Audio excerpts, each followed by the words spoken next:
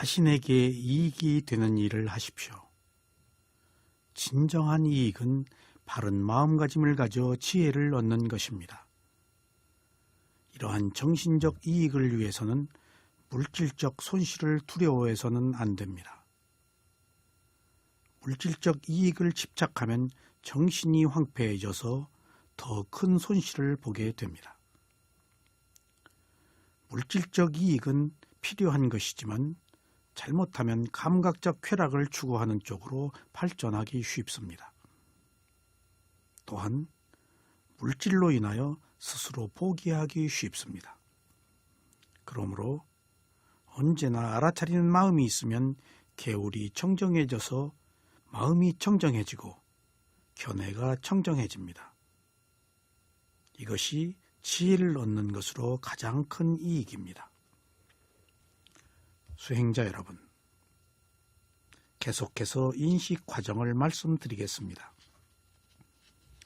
지금까지 말씀드린 것이 바로 마음이 대상을 맞이할 때 한순간에 일어나는 과정입니다.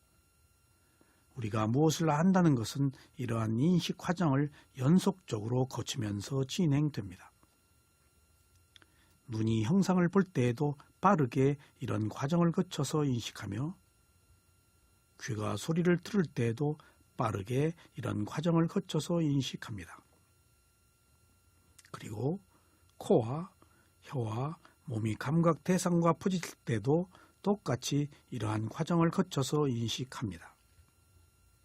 이처럼 마음이 대상을 인식할 때는 아무렇게나 하는 것이 아니고 정해진 과정을 순서에 의해서 분명하게 지키면서 가기 때문에 이것을 마음의 결정이라고 합니다.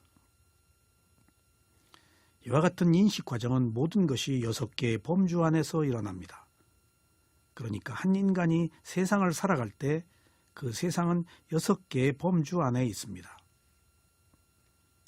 6개의 범주를 벗어난 것은 인식할 수 있는 실제가 아니라서 대상으로 삼지 않습니다. 그래서 불교의 세계관은 육문이 육경에 부딪혀서 육식을 하는 18계라고 합니다. 18계를 전부, 일체, 모든 것이라고 합니다. 부처님께서 일체를 알았다는 것은 몸과 마음에 관한 모든 것을 알았다는 것입니다. 이 이외의 것을 모두 아시지만 그것은 본래를 해결하는 데 별로 도움이 되는 것이 아니기 때문에 아는 것의 범주에 넣지 않습니다. 이상 6가지 범주를 좀 더 자세하게 분류하면 첫째, 6가지의 토대가 있습니다. 둘째, 6가지의 문이 있습니다. 이것이 감각기관입니다. 셋째, 6가지의 대상이 있습니다. 이것이 감각대상입니다. 넷째, 6가지의 아는 마음이 있습니다.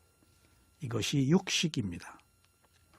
다섯째, 6가지의 과정이 있습니다. 6가지의 감각기관이 있으면 저마다 6가지의 과정이 있습니다. 여섯째, 6가지의 대상의 나타남이 있습니다. 이상이 한 인간이 세상을 살아가는 전부입니다. 모두 이 범주 안에서 일어나고 사라지는 것들입니다. 그러므로 단순하게 보면 이 세상이라는 것이 6가지 감각기관으로 들어오는 정보를 어떻게 관리하느냐 하는 것입니다. 그래서 위파사나 수행이 몸과 마음을 대상으로 알아차리는 이유가 여기에 있습니다. 그리고 이 길이 아니면 안 된다는 부처님의 선언도 이런 맥락에 기인한 것입니다. 불교가 인식의 범주를 벗어난 것은, 대상으로 삼지 않는 것은 바로 그것이 해탈의 대상이 아니기 때문입니다. 이 세상이 제멋대로 돌아가는 것 같아도 모두 하나같이 원인과 결과로 일어나고 사라집니다. 그리고 반드시 자신이 지은 대로 받습니다. 더 자세하게 보면 마음이 한순간에 일어나고 사라지는 과정도 이처럼 질서 있게 진행됩니다. 여기서 중요한 사실은 이런 것을 움직이게 하는 자아가 있는 것이 아니고, 그렇다고 어떤 절대적인 힘을 가진 자에 의해 움직이지는 것도 아닙니다. 자아가 있어서 움직이게 하거나 어떤 초월적 존재가 있어서 움직이게 하는 것이 아니고 단지 원인과 결과라는 조건이 움직이게 하는 것입니다. 그리고 이런 조건들이 일정한 질서를 가지고 진행되고 있습니다. 지금까지 인식할 수 있는 마음을 말씀드렸습니다. 이것을 인식 과정이라고 합니다. 다음 두 번째는 인식할 수 없는 마음입니다. 인식할 수 없는 마음을 벗어난 길이라고 합니다. 그러므로 인식할 수 없는 마음은 인식의 과정을 벗어난 마음이라서 알기가 어렵습니다. 그러므로 인식할 수 있는 몸과 마음을 통하여 지혜로 알아야 합니다. 원래 불교에서는 6가지 감각기관이 감각 대상과 부딪혀서 6가지 아는 마음이 일어나는 것을 인식의 세계라고 합니다. 그리고 이 세계가 아닌 것은 대상으로 삼지 않습니다. 그러나 여기서 인식할 수 없는 마음이라는 것은 6가지 감각기관 안에서 일어나는 마음이지만 인식할 수 없는 마음을 말합니다. 인식 과정에서 벗어난 마음은 재생연결식과 잠재의식과 죽음의 마음입니다. 태어날 때 재생연결식과 재생연결식이 일어난 뒤에 마음이 흐르는 잠재의식과 마지막에 죽음의 마음은 인식할 수 있는 범주를 벗어나 있습니다. 하지만 이러한 마음도 엄연히 마음입니다. 이러한 마음들에 의해 태어나서 살다가 죽는 것입니다. 바로 이러한 마음을 알아야 하는 또 다른 이유는 이 과정에서 생명의 탄생과 죽음의 과정이 고스란히 드러나기 때문입니다. 누구나 인식의 과정을 벗어난 마음을 통하여 인식하는 세계에 삽니다. 그러다가 다시 인식할 수 없는 마음에 의해 윤회가 계속됩니다. 그러므로 인식할 수 없는 마음이라고 간과해서는 안 되며 인식할 수 있는 마음과 똑같이 알아야 하겠습니다. 그래야 재생의 바른 의미와 죽음의 진정한 의미를 알 수 있습니다. 인식할 수 없는 마음을 바르게 이해하기 위해서 먼저 다음 사항을 알아야 합니다.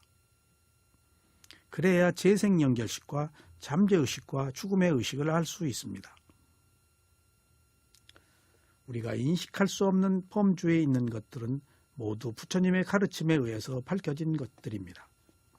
처음에 이것을 이해할 수 없지만 위파사나 수행을 해서 지혜가 나면 이러한 현상계의 진실을 비로소 알 수 있습니다. 첫째, 4가지의 세계입니다.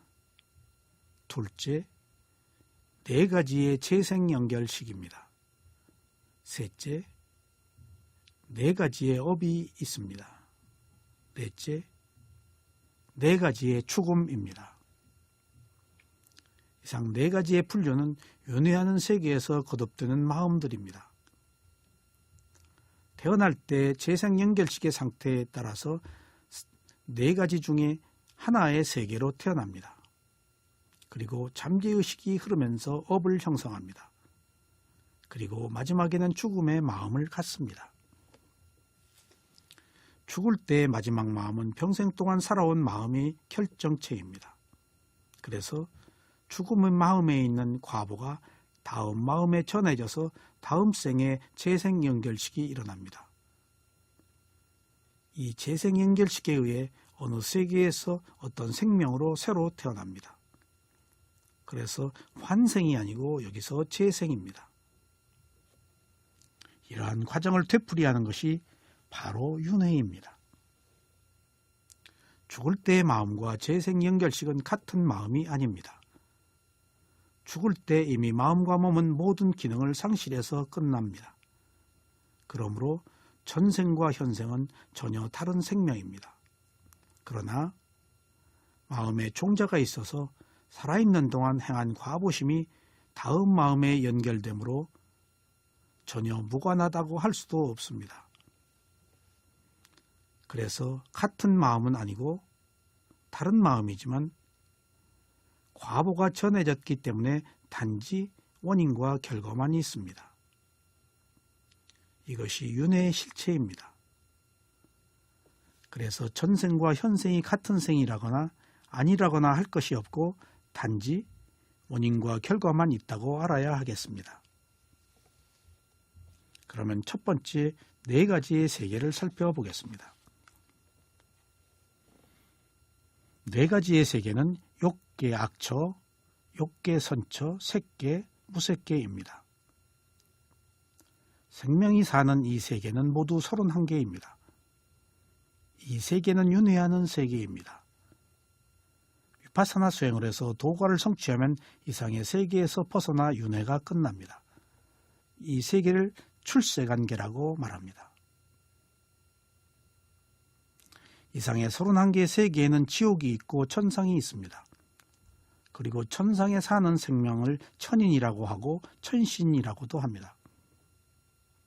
사악 또는 고통만 있고 행복이 없으며 수명은 정해지지 않고 업대로 삽니다. 천상에는 행복이 있고 고통이 없습니다. 그러나 인간은 고통과 행복을 함께 경험할 수 있어 바로 수행을 할 수 있습니다. 그래서 부처가 인간에서만 나옵니다. 인간도 업대로 살기 때문에 수명이 정해지지 않습니다. 또 한 가지가 있습니다. 31개의 세계에서 주목할 것은 귀신의 세계가 없다는 것입니다. 아귀를 중국에서는 귀신이라고 하는데 우리가 말하는 귀신과는 다릅니다. 그러므로 우리가 말하는 귀신은 상상으로 만들어낸 것들입니다. 이것을 표상작용이라고 합니다.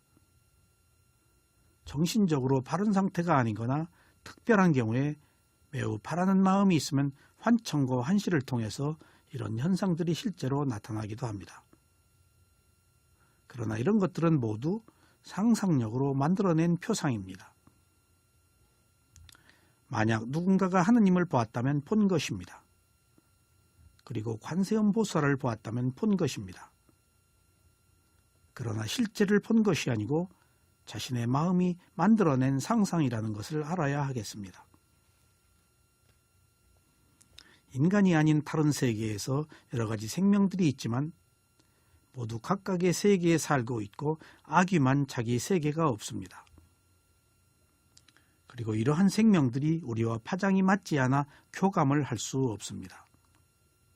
그리고 이런 생명들이 우리와 파장이 맞지 않지만은 환청과 환시를 통해서 경험하면 없는 것을 사실처럼 받아들여서 이것을 실제라고 알고 있습니다. 그래서 이런 때는 위파사나 수행을 해서 느낌을 알아차려야 합니다. 그러므로 이런 환시는 자신의 느낌에 의해서 일어난 표상이라고 아셔야 되겠습니다. 이상 4가지의 세계는 4가지의 마음이 있는 것입니다. 마음에 따라 세계가 결정되므로 마음과 세계는 분리할 수 없는 원인과 결과만 있습니다. 선한 마음이면 선한 세계에 태어나고 선하지 못한 마음이면 선하지 못한 세계에 태어납니다. 이것이 모두 우리가 인식하지 못하는 죽음의 마음과 재생연결식에 의해 결정되는 것입니다. 둘째, 4가지의 재생연결식입니다. 4가지의 재생연결식은 욕계 악처, 욕계 선처, 색계, 무색계의 재생연결식입니다. 어느 세계에 태어나거나 반드시 새로 태어나는 조건을 만드는 재생연결식이 있어야 하므로 그 세계에 몸이 만들어집니다. 그래서 먼저 죽음의 마음이 그대로 재생연결식으로 전해져서 태어나는 세계가 결정되고 다음에 태어나는 세계에 몸이 만들어집니다. 재생연결식은 죽음의 마음이 일어나고 사라지면 죽음의 마음에 담긴 종자가 다음 마음인 재생연결식으로 전해져서 일어나는 마음입니다. 이 마음은 일어나서 새로운 생을 시작하고 새로운 생을 결정합니다. 그러나 이 마음의 상태에서는 아직 몸이 만들어진 것이 아닙니다. 이 재생연결식 뒤에 재생연결식의 상태에 따라 새로 태어나는 세계와 여러 가지의 기능들이 만들어집니다. 그러므로 그 세계에서 태어나는 몸이 만들어집니다. 그리고 재생연결식은 즉시 사라집니다. 그런 뒤에 잠재의식이 일어납니다. 그러므로 재생연결식은 일생에 한 번밖에 일어나지 않습니다. 12연기에서 세 번째 행을 원인으로 식이 일어난다고 했을 때 식이 바로 재생연결식입니다. 그리고 식을 원인으로 정신과 물질이 일어난다고 했을 때 이때 정신과 물질은 색, 수, 상, 행만을 말합니다. 그래서 식과 정신과 물질을 모두 포함하여 오온이 만들어집니다. 이처럼 욕계 악처, 욕계 선처, 색계, 무색계의 세계가 있기 때문에 재생연결식도 이상 4개의 세계에서 태어나는 최초의 마음이 있는 것입니다.